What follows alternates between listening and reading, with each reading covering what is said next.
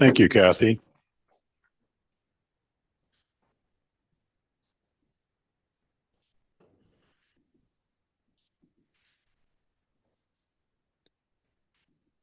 Uh-oh.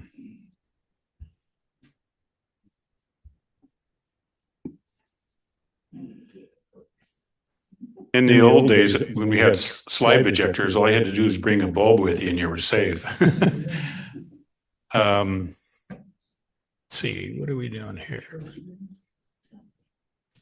There we go. This is awfully bright, and we turn the lights off, we can't see light. We've got that little aberration on the side there, but we'll travel on without that. So actually at one of the Shorebird festivals, it was Kathy's birthday, and I actually roasted her one evening. And most of the pictures were of Kathy in different poses and so forth. So it was a lot of fun. August 27th. Boy, was there. So 6 of us traveled to Colombia in March of 23. And, you know, I was already aware of the biodiversity of Colombia, and but I really hadn't concentrated on looking at a map. And so when I was getting ready to go and I looked at the map, you know, I discovered that the Andes come out of Ecuador and split into 3 mountain ranges: the West Andes, the Middle Andes, and the East Andes. And that provides a bunch of biodiversity. You have some species of birds that are only found in one mountain range, or maybe 2. Some are only found in one slope of one mountain range. So it provides a lot of diversity in the valleys in between. And then you'll see the sort of yellow area that turns to dark green. The yellow is the llanos, or grasslands, which we did not go out to. And then the dark green is Amazonia. And only about 6% of the population lives outside of the Andes in the llanos and Amazonia. So not very many people out there. And the biodiversity, there's over 2,000 species of birds been recorded in Colombia, 83 endemics. And so if you're a hardcore birder and you want to build that list, you're probably going to make 2 or 3 trips at least to try to get all these different birds. Colombia has 57 protected areas, national parks, forest habitat, and so forth. About 35 million acres, and you can see out in the Llanos and Amazonia, there's some rather large ones. So let's see, does my pointer show up? Yeah, it does. I'll see if I can do this. So we flew into Bogotá, and of course, Bogotá is about 8,600 feet elevation. We visited a couple sites outside of Bogotá. We then flew to Calais and down here in the lower part and birded around in here. And then we drove up to Manizales and we visited a number of areas here. And then we drove to Jardin and visited several sites there. And then we birded our way to Medellin and flew back to Bogotá. So this is our crew. Some of you might recognize Ram Popish, who's sitting right behind me. And across from him is his wife, Dawn Harris, who works for the Fish and Wildlife Service. Behind Ram is his aunt and uncle, which are pretty much hidden here.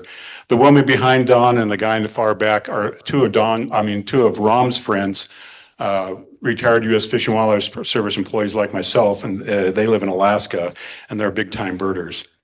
So ironically, our trip was delayed because of the pandemic. We delayed it 3 years, and during the trip, 2 of our people came down with COVID.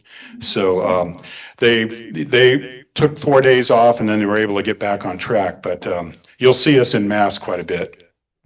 So we built an extra day into the start of our trip and the end in case there's always hiccups with airlines and travel. And so we had a full day on our own. So our guide hired a shuttle to take us up to this little hummingbird observatory. It's about 8 miles outside of Bogotá, and we climbed up to an elevation of about 9,800 feet. And this little tiny area was created by a family in 2013. They started planting shrubs and flowers for hummingbirds and other birds, and then eventually they put up feeders.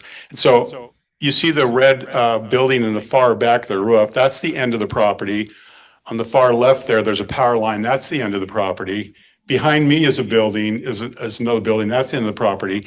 And then on this right side, there's a little it goes down to Little Creek, and that's the end of the property. So it's really a postage stamp. And it's in the middle of an area that was once forest that now is mostly grassland with little patches of forest. But in the background at the higher altitudes, the forest is still intact. But really, really easy to get to, and we saw some great birds there. This is a black-tailed train bearer, and most of the hummingbirds we saw there, we saw nowhere else on our trip. So these were all life birds for us. And there's little walkways and benches at the feeders and so forth. And it was just really enjoyable. We spent about 4 hours there. This is a blue-throated star frontlet. And with many of these birds, their iridescence is spectacular and very sunlight. Some of the feeders were in shadows and stuff, so you really can't do a lot of these birds justice. This is a glowing puffleg. And this is a large hummingbird. This is a great sapphire wing, and you can see the blue on the upper surfaces of the wing, and the undersurface of the wing is the same color. Very large bird, slower wing flapping, so really easy to tell when it was just flying around, even if you couldn't see the colors. And then there's a lot of hummingbirds in Colombia like this that, especially if you're looking at a female, are really challenging to identify. There are 179 species of hummers in Colombia. This is a longimerus sun angel, and it was a male, so, and someone there helped us identify it. And if you've been to anywhere in the Central America or South America, there's a lot of spectacular tanagers down there. And this is a scarlet-bellied mountain tanager. And it's in that little postage stamp habitat stopped off in the trees there. Colombia has 75 species of tanagers, and most of them are really spectacular. This is a black flower piercer doing what they do, going into the base of the flower. And I thought this thrush was really cool, this great thrush, kind of a black and charcoal color and these striking orange bill and leg and eye ring. So the next day, we met up with our guide. We flew to Calais, and every time we went on a field trip, almost every time we went uphill. So we drove up in the mountains, and we went to this place called El Paraíso de las Colibres, which means the paradise of the hummingbird. And this is a restaurant, and they have feeders, hummingbird feeders, fruit feeders, and it's really a great place to go. And I just threw their menu up because I didn't have a real good picture here, but it looks like outrageous cost, but then you realize that there's 4,000 Colombia pesos per $1 US, so it's really reasonable. And we had our lunch there while we were sitting in the middle of a hummingbird beehive, and their feeders there were large bowls of sugar water. And here we have a booted racket tail on the left, and a brown violet ear and white-necked Jacobin. These are some close-ups of the brown violet ear. And the white-necked Jacobin was an easy bird to identify in this area. It has lots of whites when it's flying. It's a pretty large bird. And then these cute little racket tails. It's really a small hummingbird, and they were all over the place there. And here a male's trying to push a female off a perch site. At least that's my interpretation. There could be something else going on, but. And I just have a little video here. I wanted to show up how close we could get. I'm taking this video with my cell phone, and at one point I'm like 2.5 feet from it, and it kept drinking away. So I have to get a little bit closer.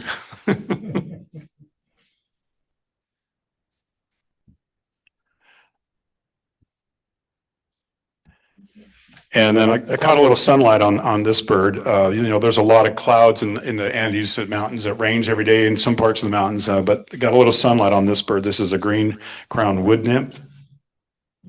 And this bird was challenging for a while. It's a speckled hummingbird, and it was on the back side of the shrub, and it just would not come around, and it wasn't going to feeders. And just before we left, it moved around so we could get some photos of it. At their fruit feeders, where they normally feed bananas and papayas, things like that, we had this beautiful blue-winged mountain tanager, and then this flame rump tanager. And we saw this bird at quite a few different stops. And there's a subspecies that has a yellow rump, kind of a lemon color. It's the same species, but different subspecies. And then the saffron crown tanager. Just all these colors coming in. It was really exciting, not knowing what was coming in next. And my photo doesn't do this bird justice. This is really a spectacular tanager. This is a multicolored tanager, and it's an endemic to Colombia. And this masked flower piercer was actually coming into the sugar water. This next bird blew us away. We had no clue why it was coming to eat bananas, and it was a Swainson's thrush. And so we thought, okay, there's something wrong with this bird. But at many other sites we visited, the Swainson's thrushes were coming to the feeders and eating banana. And I can tell you, they don't eat bananas in Walport, Oregon. I've tried. Some of the other birds coming down the feeder, black-winged salter, and a lovely little thick-billed euphonia. It's got that nice kind of violet that goes into blue on the back. And then right above the canopy area where they had their table set up for lunches and dinners was a pair of golden olive woodpeckers, and that's the female on the left. She's at the cavity entrance. They were cleaning that out and getting set up. This was a rather large bird that came to the fruit feeder. This is a Colombian chachalaca, and this is another endemic, only found in Colombia.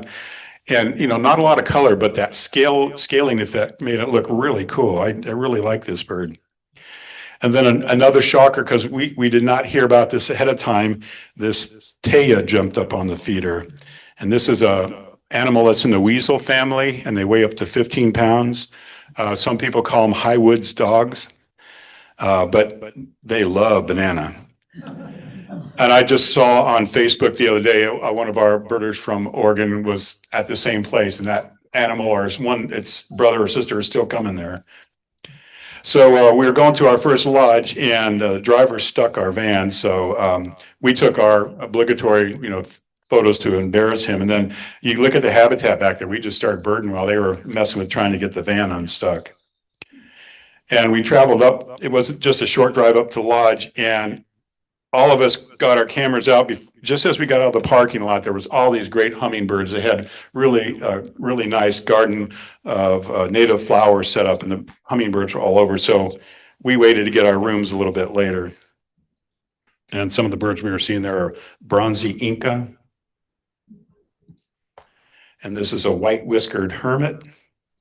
I think there are something like 16 species of hermits in Colombia, and many of them have that long kind of spiky tail. And we stayed at a place called La Florita, and it's a very small lodge. In fact, two of our people had to stay next door to another lodge, so they only had a few rooms, but a really nice small area. And what's really cool about this is they're protecting the forest, they're attracting birders, and we met other people in that same area said, we're gonna build a lodge and protect the forest and have people come in and spend their dollars, So ecotourism is really growing in Colombia at this point.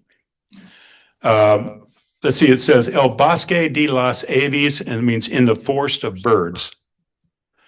And they had some feeders set up, and here we have a multicolored tanager and a green honey creeper. And then some golden tanagers, and I assume this is a male feeding a female, showing what a provider is. And I'm thinking, oh my God, what a joke. The bananas are like 3 feet below these birds. I said she couldn't get her own. But, it's kind of a ritual, so. And then this Andean mott came into the feeder, and I think I took 200 or 300 photos. It was doing all kinds of great stuff. And I thought, if this mott could talk right now, he's saying, and the picture you showed is me barfing up a pellet. That's the one you're showing the crowd. But that's a conglomeration of indigestible parts of insects and things like that.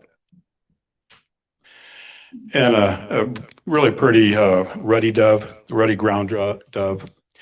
And then they had a feeding area. Many of these lodges have a feeding area where they feed the birds daily to have specialized birds come in that otherwise you would never see in the rainforest, really dense rainforest. And so the trick is you have to feed every day at the same time. You can't skip a day. So these people are really dedicated, but it's the only way you can see a lot of these birds. Now, this wasn't a target bird, but our guide started going crazy photographing it. And after he slowed down, he said, this is a fairly common bird, but it's a skulker and it stays in the brush all the time, a gray-breasted wood wren. And so this one came out in the open. So I started taking a bunch of pictures too. I didn't know it was so special, but One of the target birds we were looking for was a chestnut wood quail, and this is an endemic species to Colombia. So you can imagine in that thick jungle trying to see this quail walking around. You would never see it if you didn't have these feeding locations. And another bird we were there for later in the day was a little tinamou, a really small bird, and it didn't come in. But Dawn and I saw it cross the trail and it turned around and went back. And the owner was so upset. He wanted us to stay for 2 more hours. We go, it's okay. There's plenty of birds, you know, and it did come in, but we got to see a couple of agoutis working the trail there. And that was kind of fun to see these guys. These are pretty common rodents that are found in Central and South America. I think they even make it into Mexico. Yeah.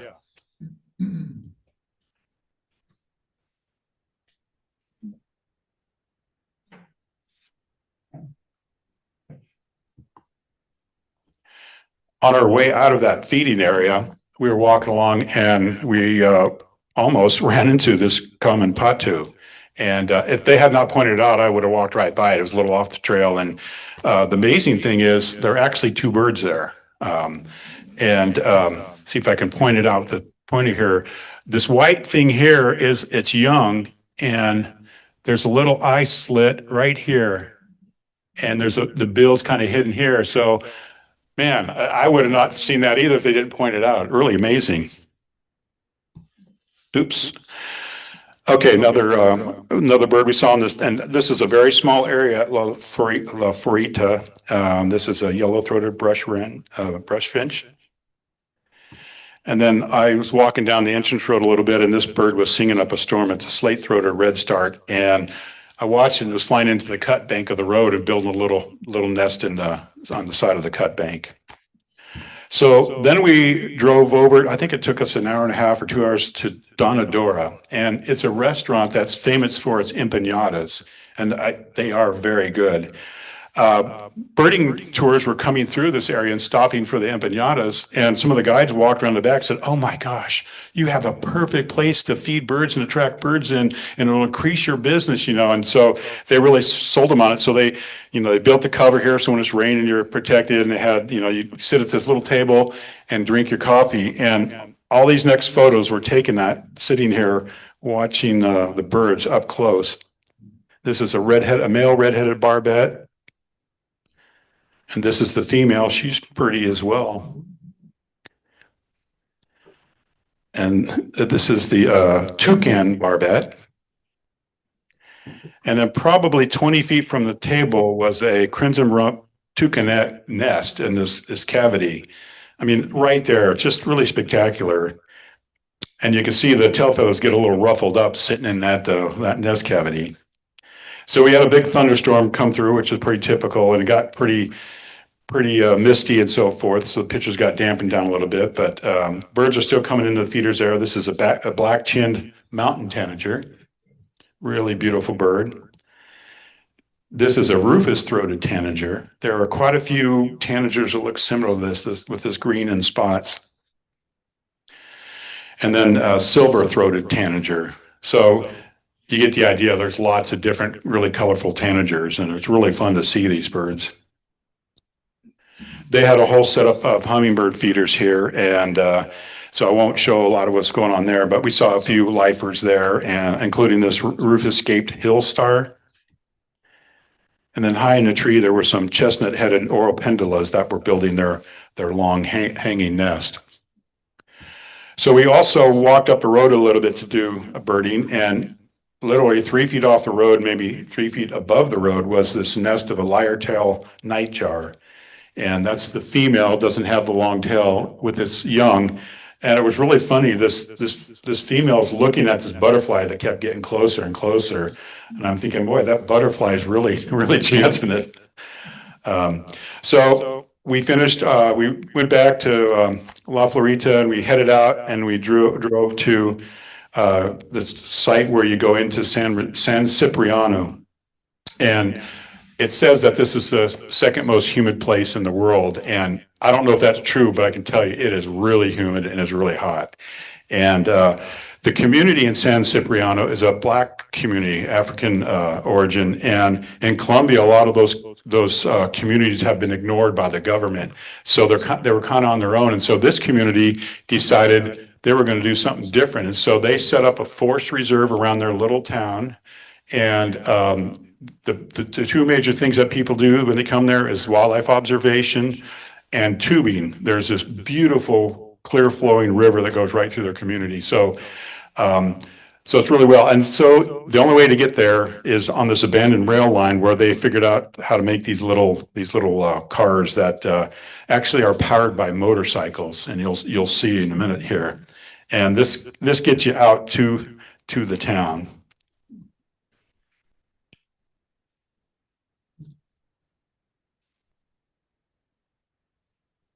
Do you think you have audio on the Zoom? Do you think, Jim? You turned your audio off. Yeah. Okay. Yeah, I can't hear it here, but it doesn't really matter at this point. Now we're kind of out of the town, out in the boonies a little bit. It was pretty fun to ride on that thing. Until this point, I started thinking, what's the safety of these things? We're flying along here. And it's like, okay. But they just, when they get to the other end, they just pick these up, turn around, and go back the other way. And this next photo shows you the motorcycle there. The motorcycle, the rear tire is on the track, and the front tire is up on the little buggy. And it's a pretty fun ride until they go really fast, and then you start getting nervous. But there's some porters there that put your luggage in wheelbarrows, and they take it down to, there's 2 places you can stay there, and there's some little restaurants in the town. And you're not allowed to leave the town without a local guide, which is really good because that local guide is paid, and that money goes back into the community. And our local guide also, his family owned the restaurant where we ate our meals. So, it's great to have this money going in this community and having them be able to provide for themselves.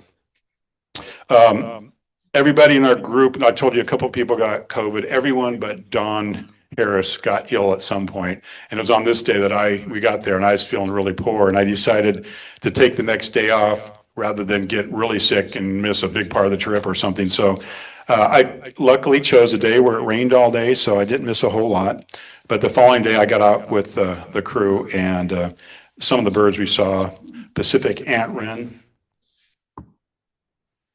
And this is a Pacific flatbill, a really broad bill for a flycatcher.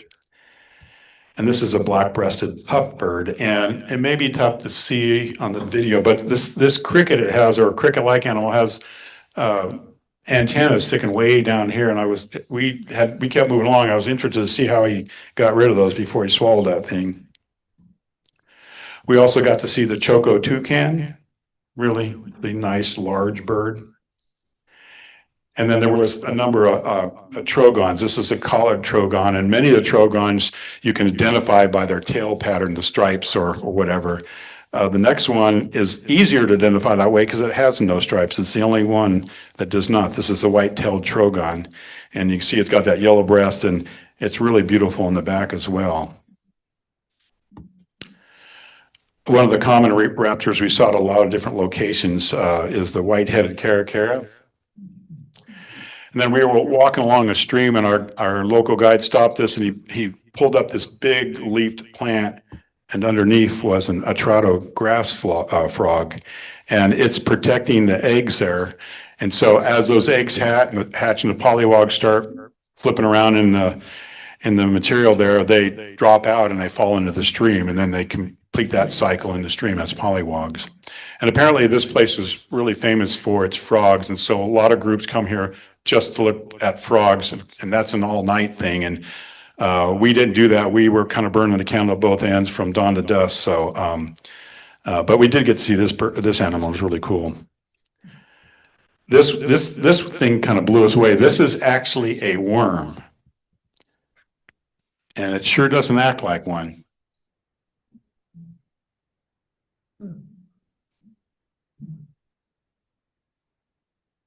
We were really lucky to get to see it. And I noticed that our guide wasn't about to touch it. He was using a little palm branch.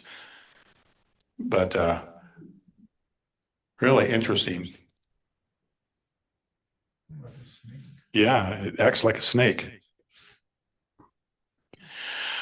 Okay, so we're on the road again, and we stopped at a large wetland area, and it was kind of flooding, and there was a big open area with shorebirds and wading birds, but they were way out there, and if I had showed pictures, you'd see little dots, so it wasn't good for that, but along the riparian area, we saw a number of birds, and this is a blue-headed parrot at its nesting burrow, and this is the tiny spectacled parrotlet.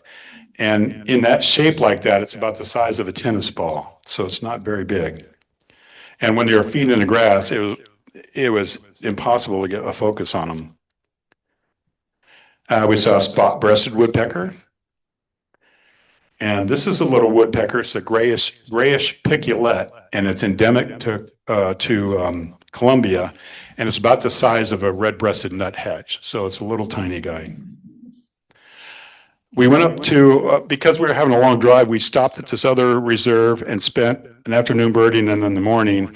And I always mess up trying to pronounce it. It's Kumbaya or something like that. Anyway, so on the way up there, we got to stop along this river and see torrent ducks. And that was a duck I really wanted to see. I'd seen them in Peru from a long distance away, but we got up close to a pair here, and this is the male. And it jumped in this roaring river, and I thought, wow, how's it going to take off? It has no long run, to get airborne. And that thing turned around and just ran up that water like it was nothing. Wings folded, just no big deal. So that was pretty cool to see. And speaking of torrent, this is a torrent tyrannulet, and it's a species of flycatcher. It looks pretty close to our phoebes.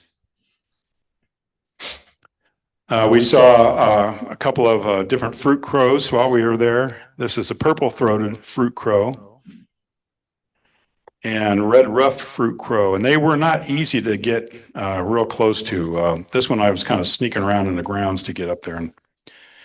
And so we were out in the middle of nowhere. We'd gone through this little community, and we got up to a lodge, and everybody kept saying, "Don't come to dinner till 6:30. I'm going, why can't we just come over there anytime, And so unbeknownst to us, Dawn had planned a surprise party for her husband. So here we are out in the middle of nowhere, and we've got party favors, balloons, a cake, and he was totally surprised. I don't know how she pulled that off, but it was pretty fun.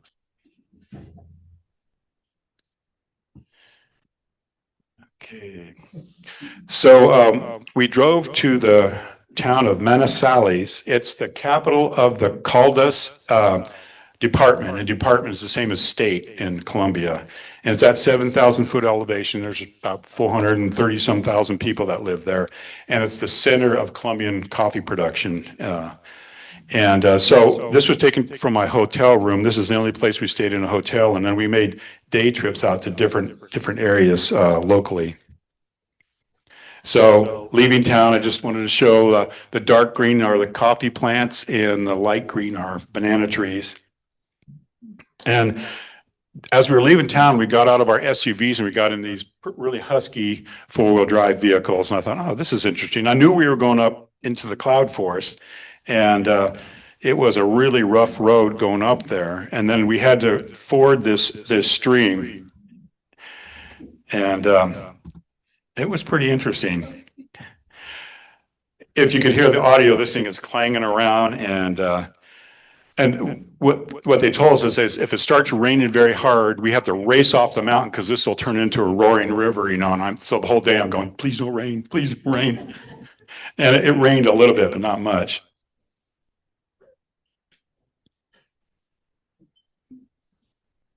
So our guide is up there filming us because this was the first time he had gone up there, and so every time there's a big rain, they have to go down there and move boulders out of the way, and clear the way, and but oh boy, it's fabulous up there. So you can't hear it, but we're all clapping here and stuff, and the driver turns around and said, "This is nothing." When he so we get up to the top at 12,000 feet, and you can see we're definitely in the cloud forest. And the blue pole over there, and they said, "This is our main feeder." And I'm going, "Wait, we risk our lives and this is your main feeder?" And they put they put food out, and oh my gosh, the birds that came in there were just amazing.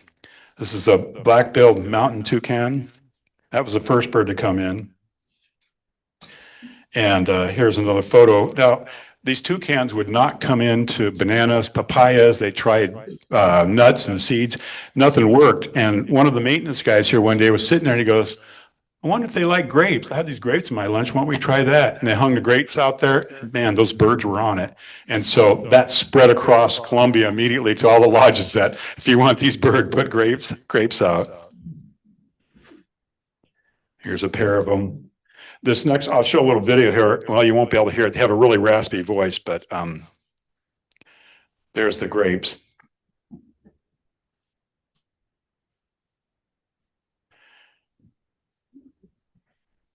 Down it goes.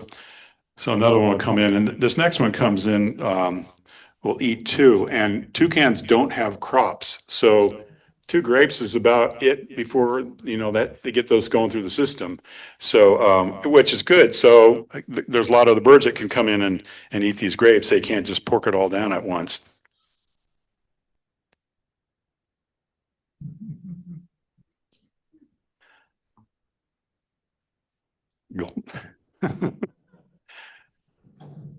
This next one that came in, the gray-breasted mountain toucan, looked to me like someone had painted the bill. It's just brightly colored, really, really cool. Another grape eater that would not come in before they started feeding grapes. And they know what photographers like, so they have this hollowed out hole in this tree. I'm not supposed to tell you this, but they put grapes in there, and you're supposed to pretend like it's going into a nesting cavity. So this is a really cool bird. This is a sickle-winged guan, and they love grapes, but they also have a crop, and he can sit here and eat all those grapes at once. And so they're not liked very well by the lodge owners. They'll let them have some grapes and then they shoo them away because they'll all be gone. Sorry. And you see that one going down its throat? It just swallowed it. And cool birds, and they have a couple of them. They would shoo them away so other birds could get some grapes too. And some of the small birds coming in there were things like lachrymose mountain tanager. This is a blue-capped tanager, high-altitude birds. And that's both of them together. And you can't really see it, but it's starting to rain here. And I'm going, please don't rain hard. It's such a great place. And really striking hooded mountain tanager. Really, really beautiful color blues in that fire red eye. So Ram is actually, there's the hummingbird feeder in front of him. He's checking that out. But the white structure in the back is a yurt, and you can stay in that yurt. You can rent that and stay there and how many days you want to. The brown building, there's also a couple bedrooms down there that you can rent. We ate our meals on the top there. We were just there during the day. But what they would do here for us photographers is they would take the hummingbird feeders down and put up natural flowers coated with sugar water that they would spray, and they would leave those up for 10 minutes and then take them down and feeders up for 30 minutes. Come down 10 minutes, 10:30, 10:30. So it was really great. And so we moved over. There's a little cover area that are protected from rain. And when we shot at the feeders, that pond with duckweed in the back was a great neutral background for our photos. So I'm just going to let a few of these run here. So this is a collared Inca. 2 birds, one waiting his turn. And he decided he didn't have to wait. They're pretty good maneuvers. This is a buff-tailed cornet. Another view. This is tourmaline sun angel with a little bit of sun on him. Looks a little different when the sun's not right on him. This next bird is a bucket list bird for me, sword-billed hummingbird. Not a very big hummingbird, but boy, it's got one heck of a bill on it. And it was really fun watching this bird. And if you're another hummingbird, you don't want to joust with a sword-billed hummingbird because he's going to win every time. So here, Don is demonstrating what it's like to hike uphill when you're at 12,000 feet. We're walking up to that feeding area, and it didn't take long before the showstopper came in, the bicolored antpitta. Really long birds. Again, you might hear them in the rainforest, but seeing them would be pretty darn tough. And they're eating mealworms here that they bring up for them. And this is a cool bird. It's not rare or anything, osceolated tapaculo, but it's another real skulker, and it stays in the brush, and it's really tough to see and get photos. And this one, we thought, oh, this is a great photo, and then it came right up on the feeding platform and gave us great views. So it got off the mountain, went back to the hotel. The next day, it rained all night. I mean, it rained hard, and there were massive landslides along the road. And so we got stuck further down the road behind a landslide, and we were sitting there not knowing how long we were going to be stuck. We missed the morning feeding. And our guide called the lodge we were going to, and he said, well, we'll send someone down and just have your people walk through the slide. We're going, we don't like that idea. We're staying with the car. We're not walking through the slide. And so luckily it was only another hour or so and we got through. But so we were going to Hacienda El Bosque, and they have, like many places, they have great hummingbird feeder set up. This is a sparkling violet ear. And this is a buff-wing star frontlet. And those white wing patches made it really easy to pick that out when all the birds are humming around. Nobody else had that at where we were there.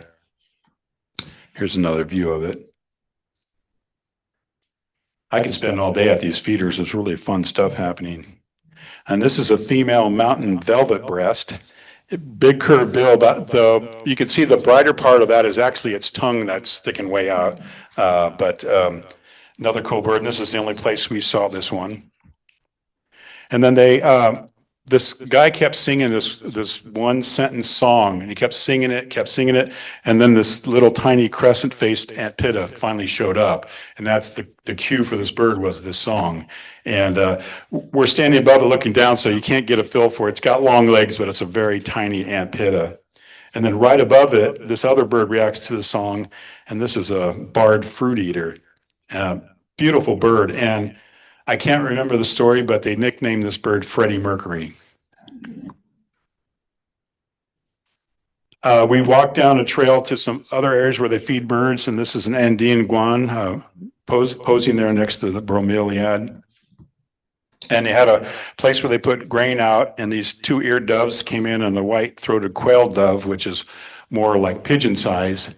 And this is as close as they could get. If they got any closer, they'd start wing slapping each other, backing them up. And of course, you know, they knew about the grapes, so they had a feeding station for gray-breasted mountain toucans.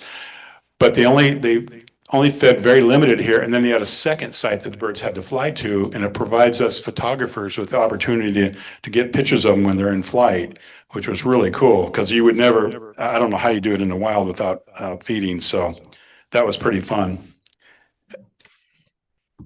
So then we continued up as high as we went anywhere to 13,000 feet above sea level at Los Nevados National Park.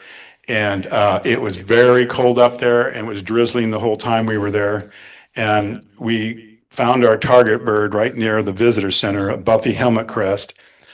This is a bird that's found at really high altitudes. It's not just endemic. It's found, I believe in Ecuador, but it's very high up. And there's about 1,000 birds left, and they're declining. But they sit around a lot. Unlike our hummingbirds that are sitting for a little while and they're feeding, these guys are sitting for long periods of time, reserving their energy. And then when they feed on flowers, they don't hover. They land on the plant and feed. So they're reserving all that energy. We saw a number of different birds up there. Not too many, but birds we didn't see elsewhere, like this Plumbeus Sierra finch. So on the way down, we stopped at this big kind of coffee shop, truck stop, and they said the road's closed. Where you got stuck this morning, it got buried again, and they're fixing it. It won't be long. And so we sat there drinking coffee and looking around instead of sitting in the car, and we drove down, And things didn't go as they had planned, and this truck was almost pushed over the cliff. It got hit by a second slide, and so and they wanted us to walk through this in the morning. It's like, no thanks. So we sat here till well after dark, and eventually they got it open. We got through, and then later that night we heard that they closed the road indefinitely because it just kept sliding. And when I got back 2 months later in the same general area, they had a slide that took out 38 cars and killed 16 people. So slides are really a serious issue down there. Okay, our final day at Manizales, we went up to Rio Blanco, and we basically just followed this drainage up the hillside, and you can see the city's not far away, but great birds up here.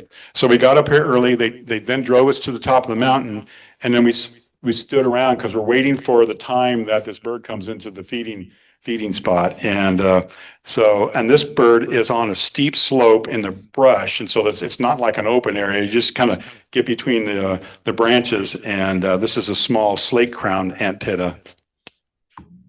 And then halfway down the mountain, there's another feeding site at a different time, of course. And this is a brown-banded antpitta, and two birds came in here, and this is a Colombian endemic, found nowhere else. And then down at the lodge, we sat on the lawn, and that was another site where the chestnut-crowned antpitta came in. This is really, really sharp-looking bird. So, of course, they had hummingbird feeders, and we got a new bird, the lesser violet ear. And this is when the first time we got to see the long-tailed sylph, and really, really cool hummingbird with this big long tail. I like it so much I had to put in a second photo. And this just shows you how crowded their hummingbird feeders are there. They're just packed with hummingbirds, and that sylph is knocking that one bird off the feeder to get in there. So it was really fun. They let us put these little feeders in our hand and feed birds, and this video is in slow motion, obviously. But it's kind of interesting to watch these guys navigate around this little opening to get sugar water. The second bird's going, yeah, I think I can get in there. Takes his time. It's like, okay. So he's taking his time. In the very background, there's a dark hummingbird sitting there, and he's going to decide he wants to be part of the gang too. So there he comes. Here he comes. Now they're going to try and get three in here. And they're actually very cooperative. That bird on the right will stop flapping its wings, and then the other two can hover and feed. So pretty cool having three species of hummingbird in your hand. Okay, we had another thunderstorm go through, so the lighting got pretty dark, but we got to see this buff-breasted mountain tanager. Obviously, it would be a lot better in better light. This is a Nazar's spine tail that's drying off from the rain. And this was a pretty ubiquitous flycatcher, cinnamon flycatcher. We saw at a lot of different locations. Crimson mantled woodpecker was working this dead tree. And then we had another long drive, and we drove to Los Tanagers Nature Reserve, and you'll see on one of the inlands there, the American Bird Observatory is involved in many places in South America, and this is one of the sites. And this is a really critical area. Those two birds in the sign, the one on the left is the golden ringed tanager, and the one on the right is the black and gold tanager. They're both endemics. That bird on the left, the golden ringed, is one of the most sought after birds in Colombia because its habitat is a thin layer of high altitude forest, mossy forest, often near landslides. And much of the forest in this area has been cleared. So they got in and created this reserve to protect not only these species, but many, but these are the ones that were in real trouble. So we stayed down in the valley, which was still high altitude, but down at this place, and it was a really nice setup. We had really nice rooms and had bird feeders here. We saw great birds here when we were not up on the hill. And this is the only place we saw the golden hooded tanager. But in the mornings, we'd go up to the top of the hill and bird along there. And you can see in the background, some of those slopes had been cleared for grazing or coffee production. So they got in just at the right time to protect this area. And we got a brief look at the black and gold tanager, one of the endemics. Again, very dark. You can't really see the golden belly, but we were fortunate to get a look at it. And this is a purplish mantled tanager, another really smart looking bird. And this is a dusky chloropingus. It's an endemic found only on the west slope of the East Mountain Range of the Andes. So very, very specific. So at the top of this mountain, they had hummingbird feeders with sugar water. And Ram and I decided we would rather hang out the bird feeders for 4 hours than troop around looking at these birds 100 feet up in the air that our guide would identify. And we go, yeah, I guess that's what it is. So we decided just to hang out in the feeders, being photographers. And so they let us do the same thing. We could put native flowers out that we picked, spray them with sugar water, have them up for 10 minutes, and then take them down, put the feeders up for 30 minutes. And we did that. And these are some of the birds we saw. This is Empress Brilliant. That's another look with some of that iridescence. This is a greenish puff leg.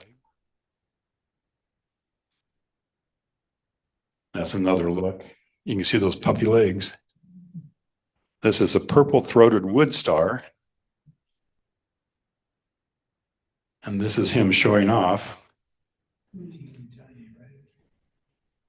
This is a purple-bibbed white tip. You can barely see the bib, and then you can see the white tips in the tail. Another look at it.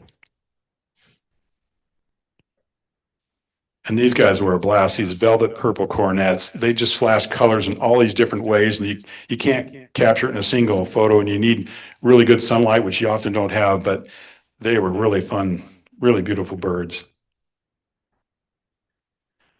And this is a rufous-tailed hummingbird, pretty easy to sort out.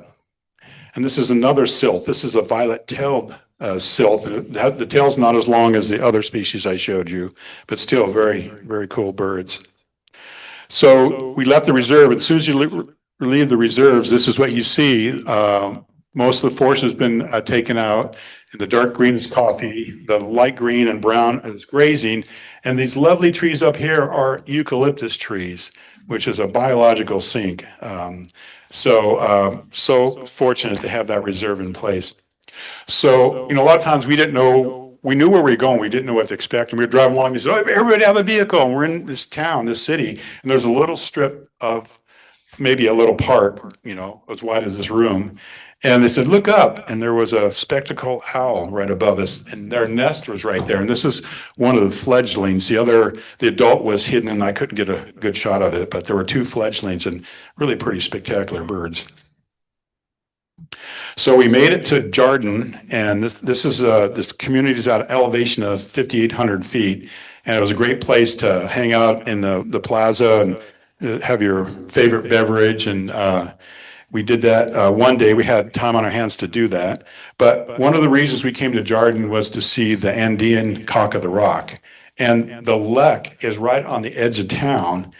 And this is the entrance to the reserve. I mean, it's an industrial area that you walk through. There's no signs. You would never know it's there. But once you get in there, it's just fabulous. And these birds are all around you, calling and displaying. And so these are all males. And as they grow older, their comb on top of their head covers their bill, so you can't really see their bill very well.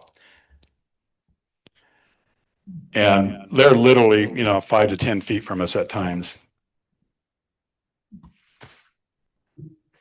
So we got to visit this on 2 different days for short periods. And out of those 2 days, this is the only female we saw, and I'm the only one that saw it. And it landed in here, and there's all these crazy males going for it. And she said, I'm out of here. So apparently it wasn't the right season for picking out a boyfriend.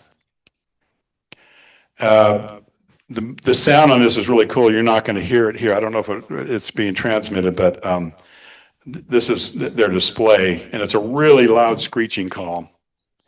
And they just keep going on, and they'll settle down for a little while, and then on and on. And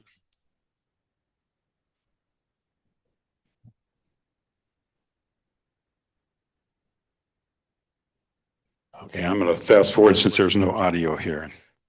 On your speaker button, it will come on. We just get a little back echo. Okay. Yeah. For mine.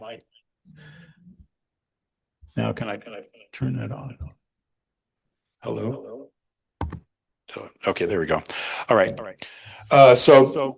We stayed in this really nice facility on the edge of town, and unfortunately, we didn't have time to burn around here. There's birds all over the grounds here, but we would come in here at sunset and we would leave when it was still dark, and so that was kind of unfortunate. But the second reason for going to Jardin was to see the yellow-eared parrots, and way down in the corner here, I can't see, way down in the lower left is the city of Jardin. So we're going up this mountain on this muddy, steep road that's a track and a half wide that connects two communities. And it was okay us going through. My friend was here 5 months before us, and they didn't even make it halfway up, and they had to turn around and go back. And it's amazing too, because it connects two communities, and there's trucks going back and forth. But that's just the way it is. But it's an amazing place. And the reason we wanted to see this parrot is it was thought to be extinct, and they found 81 birds here in 1999. And the reason it was in dire trouble is their sole habitat is a Quindio wax palm tree. They nest in it, they feed in it, they roost in it, they do everything in it. And 90 to 93% of the habitat has been eliminated. And most of those palm trees were cut down for Palm Sunday services. And when they were abundant, locals hunted them for food. And so it's a great success story, conservation success story, led by women in Colombia. And they got this land protected. They're out planting trees, and the birds are doing really well now. There's up to 3,000 birds from 81. And right now they're planting these palm trees in Ecuador where it used to occur, and they'll move some birds there when the habitat's appropriate. So really, really cool story. And we saw, a number of other birds along the road. This is a red-bellied grackle, and this is an endemic to Colombia. And at the very top, there's this little restaurant that this family owns, and so we had a nice little breakfast here. And then we walked across the hill up to another feeding station. And before the main players came in, we had this gray-browed brush finch come in and start eating some of the mealworms. And then the show came in. This is a chestnut-naped antpitta, and it's a really cool bird. And it has a really loud call. We're not going to hear it here because of the technological problems. But you can hear these birds calling from a long distance, but you cannot see them in that jungle behind there. And so this is another place there. If they hadn't been feeding here every day, we would have never seen these birds.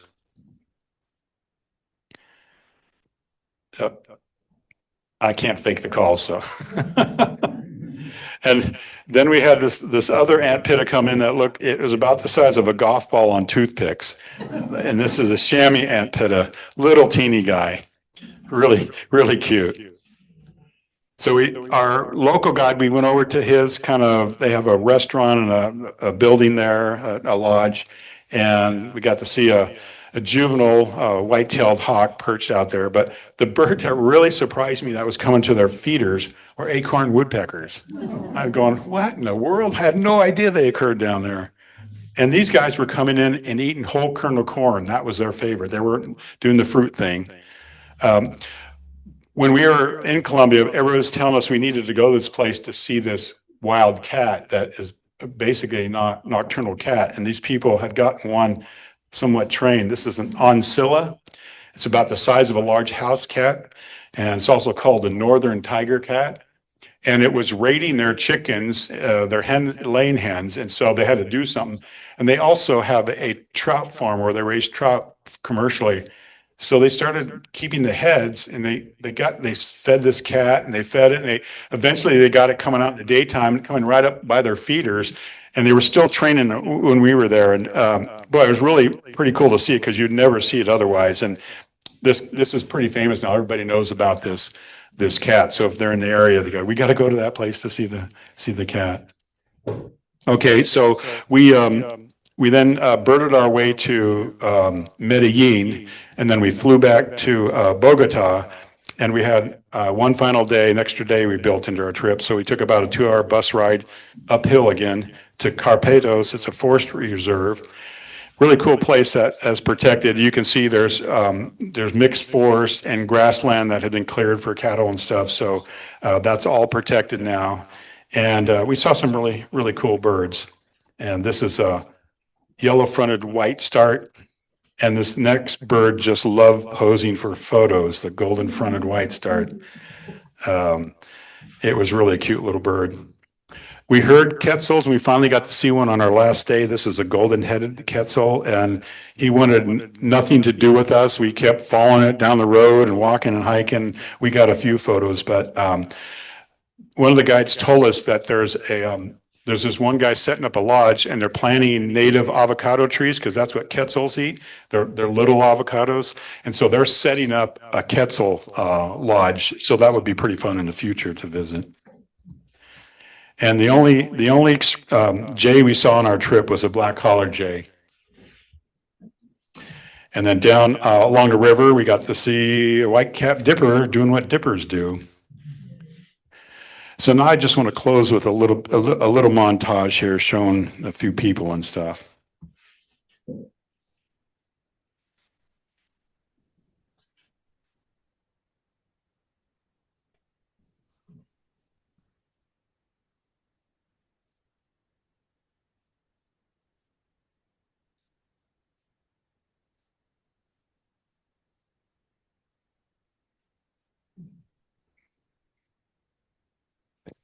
Lots of road work going on. You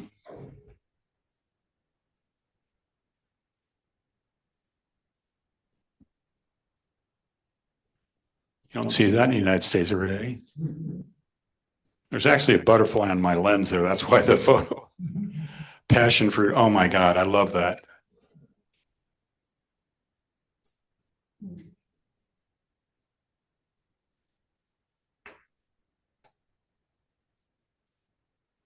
They're harassing a beetle on the road there. And coca's legal in Colombia.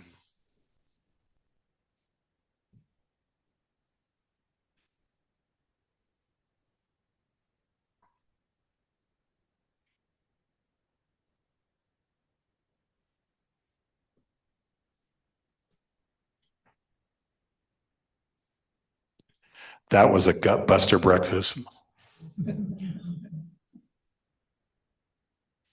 Headed up to a feeding site.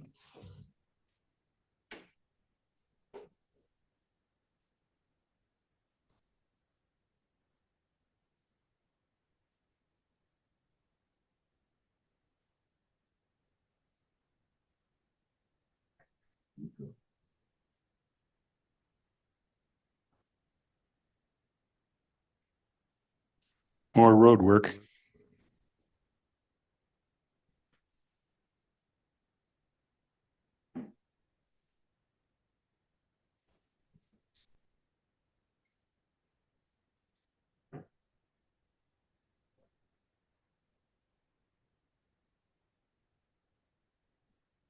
Dawn and I ate all that passion fruit.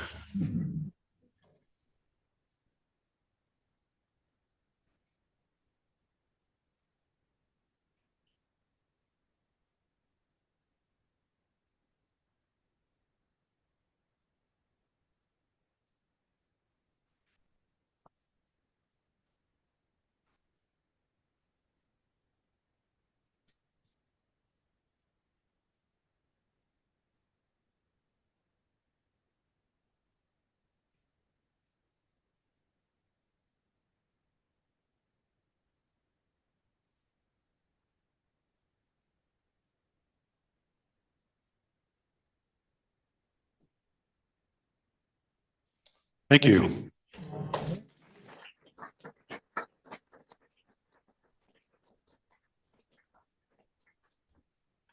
think we have time for a few questions, Roy, and we've got a mic here.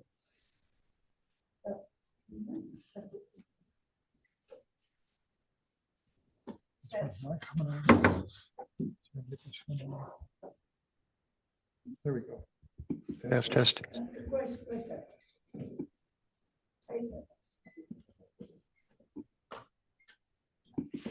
Hey, Roy, that's spectacular photography. Thank you.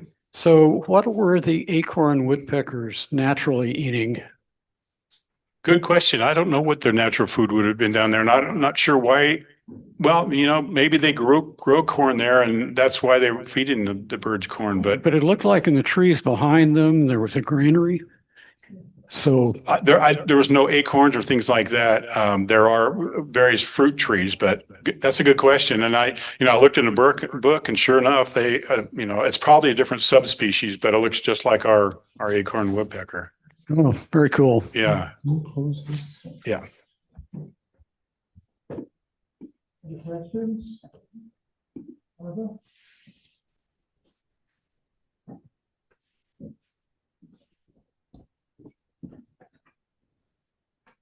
That was just spectacular. All those Thank you. colors, all those species. It's a great place. Oh my gosh, what you all did. The one bird that there were only 1,000 left, and I'm not going to remember the name. What's Buffy helmet crest. what's the reason for habitat change in the area that you went to? At high altitude, good question. I don't know what the disturbance is outside the park. We just visited a park at that high altitude at 13,000 feet. They're not growing coffee and things like that.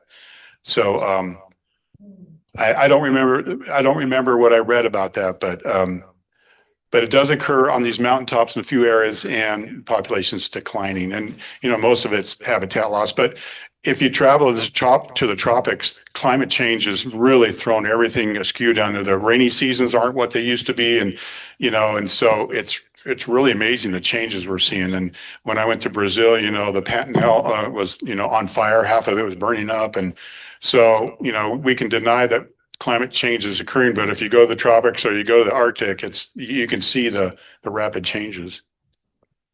Thank you.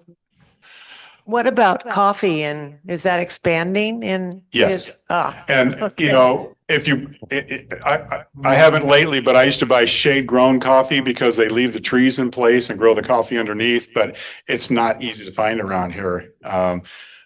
Some Audubon societies, they may sell it in Portland, I don't know, but yeah, I mean, we all drink coffee and like coffee, but if it's shade grown, you still have a lot of species using those trees. So Pat Gallagher's in the Zoom audience. He wants to know about mosquitoes and leeches. Yeah, I was concerned about leeches, but not one of us got one on us, which kind of surprised me. And we were there, and we had rain up there, but there was no mosquito issues. I brought all kinds of stuff, and I took a prophylactic to prevent malaria and stuff, but we saw very few mosquitoes. It was not an issue at all where we were up high in the mountains. I know, when you get up really high, they don't occur. It's too cold, but yeah, even the lowlands, maybe it's the time of year and where we went, but I was concerned about that. And it wasn't an issue. So the photographers among us are going to will be interested in the camera gear you brought with you. So my photography partner Ram has all sorts of really cool lenses and stuff. And my lens, I have a single lens. I shoot a Canon R5 camera body. It's a mirrorless camera. It's a great camera. My lens is a 1:500 zoom lens.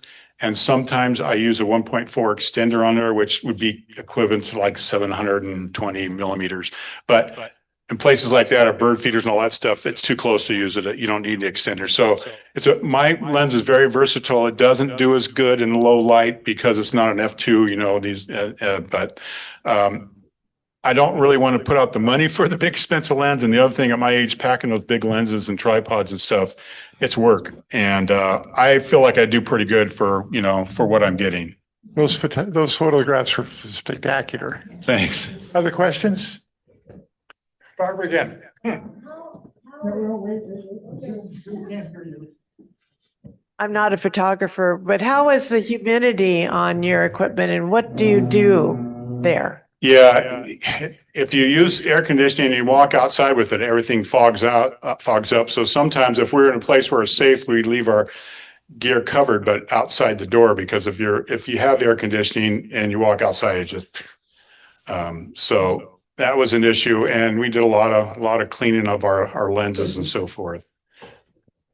I'd also like to say that Ron Popish design this trip. And so he's guided a bunch of trips himself. He knows guides around the world. So he figured out all the places we wanted to go. And then we contacted a guide service, Multicolor Birding, and said, these are the places we want to go for this length of time. So we were on a trip where you just sign up and you go. He created that for us. And it was a really greatly designed trip. And he does that for all the trips we go on. It's really, and we save a lot of money by planning ourselves too, instead of going in a group sort of thing. Other questions? Putting together a program like this takes a lot of work, and it starts on the trip, thinking about what you're going to say and capturing the photos that tell the story is just a really art. And thank you for doing that. I took 43,000 images on this trip.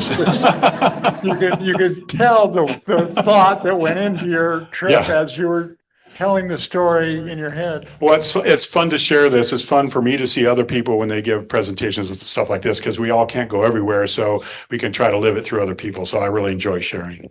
Thank you so much. Yeah.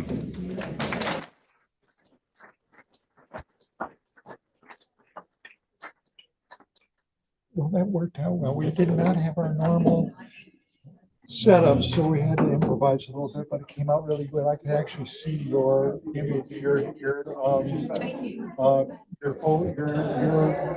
face was in the Zoom. Oh, good. So That's where it needs to be, because everybody here can see. right. How many of those birds did you know before? Not many. I tried to look through the bird book, but I got overwhelmed. I mean, there's this page, the book's like this thick with 3,000 species. I have a Columbia guide, Birds of Columbia. This is big. Yeah. But you saw so many more birds than we did. Thank you. Oh, yeah. One bird had pictures of the multicolored tanager. Uh-huh. And you saw it several times at up close. There was one place that was in a flock of and I saw probably a female way up top of the tree, but not the male. And to have your picture of that bird when you're actually going to have it there. I mean, my gray bill down at Tuesday, it's just in the Shorebird early on. Anyway, 2 months after us, they went down there and I said, you got to go to Donadora. And they saw a whole different assemblage of birds. Because they saw their slide program. We didn't see that. We didn't see that. But we saw this. But you saw so many. And then where you went and the IR formations and but what I didn't about to ask about, I didn't see it on the slide. When did you go? Was it in the rainy March. season? It was not the rainy season, but that doesn't really count anymore. Plus, we were in the cloud force where it rains almost every day. So, but not that one day when we had the landslide, it rained hard all night. The other were just like storms going through, And you're right about that, because of the change, dry season, wet season. Africa, same thing, we Right. got rain and it's supposed to be dry. Yeah. So. Go ahead. Hi, Roy. My name's Mitch. Hi, Mitch. I live in Dallas, and Oh, I nice. follow you on Instagram. I love your photos. Oh, cool. I just got back from Ecuador. Oh, nice. I don't know if you know Bill Tice. Yeah, he lives down there. And were you with Chris? Or did you? I just went down in January to visit Bill. Oh, He met okay. us in Quito, and we. It was just you? No, it was me and Eric Clough, Okay. Oh, yeah. Okay. Coos Bay, and then. Oh my goodness! I see his face. Because He lives Chris in- right here went down and visited Bill Tice. Yeah. So I thought maybe you were with him, but it must Yeah. be different times. Well, this was just January. Oh, okay. So we went into the Oh, that's Amazon, great. but the landslide thing really resonated with me because we hit one. We weren't lucky enough to have it clear though. We had to drive 9 hours around to get to our lodging. That was going to happen to us when they closed that road. Oh my God, that would screw everything up. Yeah. Our whole itinerary was going to be shot. Yeah. But yeah, great. I love the photos. It was fantastic. Oh, thanks. Recognized a lot of them. I That bet. wood star was interesting. We saw 2 wood star species. Gorgeted was one, and it looks like a bumblebee. I mean, it was Oh, teeny tiny. tiny. Yeah, hummingbirds and tanagers are a blast down there. Yeah.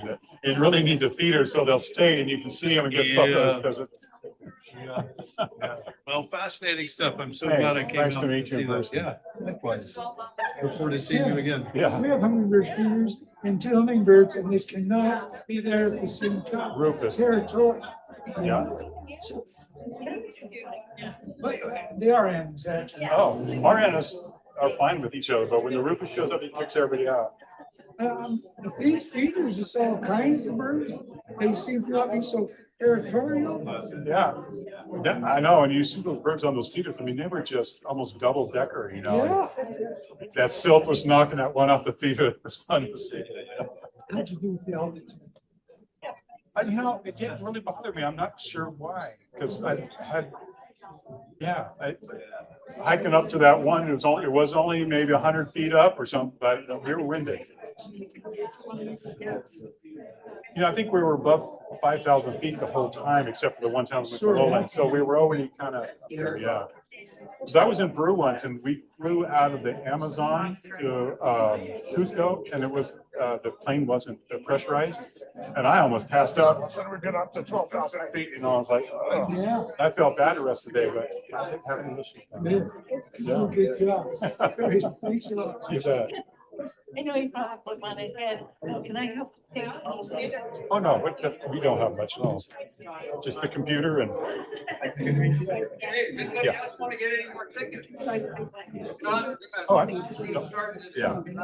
No problem. It's easy to do. I mean, any other place you kind of go and have a program? I've got a good program on Africa, Botswana, Namibia. We just went down there a year ago, December, and I just put us talk together. There's a lot of good birds and mammals.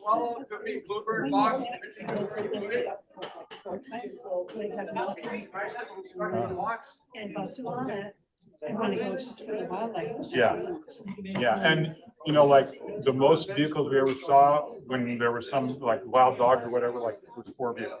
That was the most. And most of the time we were by ourselves, so it's not. It's crowded in Tanzania and other places. That's what I meant. But Kenya, Tanzania, yeah. South Africa. Yeah, So, have you all I have not done it.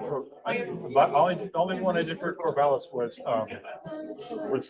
Yeah. if you want to come back next year? Sure, just give me a date. Send me a date. Well, let's pick a fair weather month because they're coming over the hill stuff like May or something like that. Okay. Anyways, I just want to tell you that obviously. It's fun to have people that really appreciate it. This was a good crowd. Yeah, no problem. If I can help you.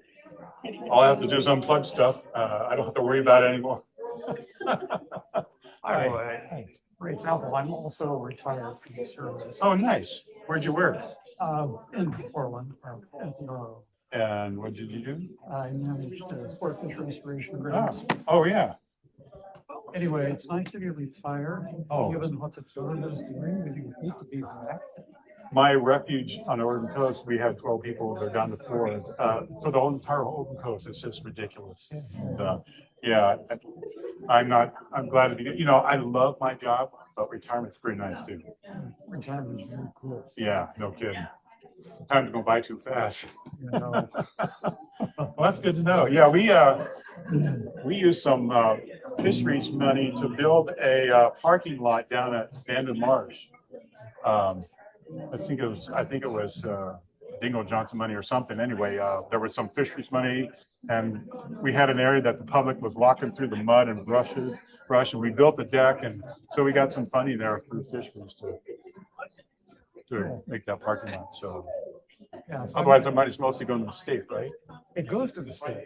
It's allocated to the states based on computation that involves number of licensed anglers or hunters or whatever. Yeah.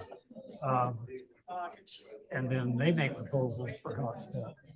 So, Yeah. so it's cool. I enjoyed it in part. I'm also retired